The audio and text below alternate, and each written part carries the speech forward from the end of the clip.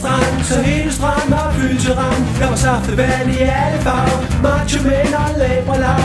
Badebold og vandmeloner triller rundt som små atomer.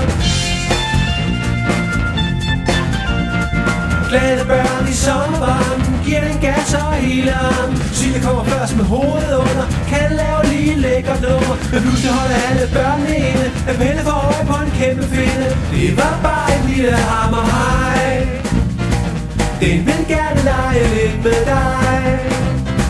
Men der har en smilede sagde hej, løb børnene op af vandet, mens de skreg. Alle børn op af vandet på 0,5. Den er for slem, løber hurtigt ned ad stranden på tallet 7. Sig det lyv, hopper desperat over tangen på slagets hold. Oh yeah, alle børn forlader straks bølge blå. Den er for ro.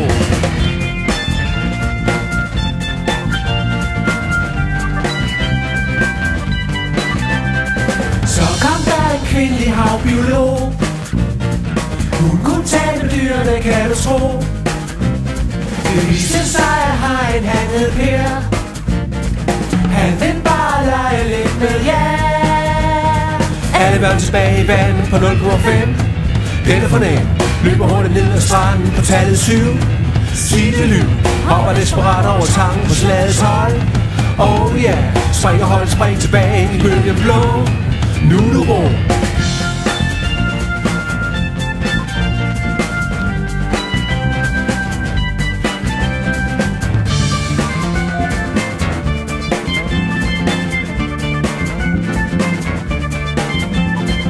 Alle blev vendt med hammerhegn, så den kom hurtigt med i lejen. Han blev årets mand i målet, børn på hold med hegnsrådet. Hammerhegn havde sin egen metode, redder alle bolde med samme hoved. Så næste gang I ser en hammerhegn, så spørg om den vil med i jeres leg.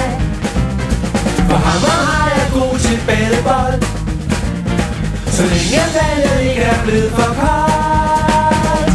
Alle børn tilbage i vandet på 0,5. Den er for nem, løber hurtigt ned ad stranden på tallet 7. Sig det lyv, hopper desperat over tangen på slaget 12. Oh yeah, springer højt, spring tilbage i bølgen blå. Nu er du ro.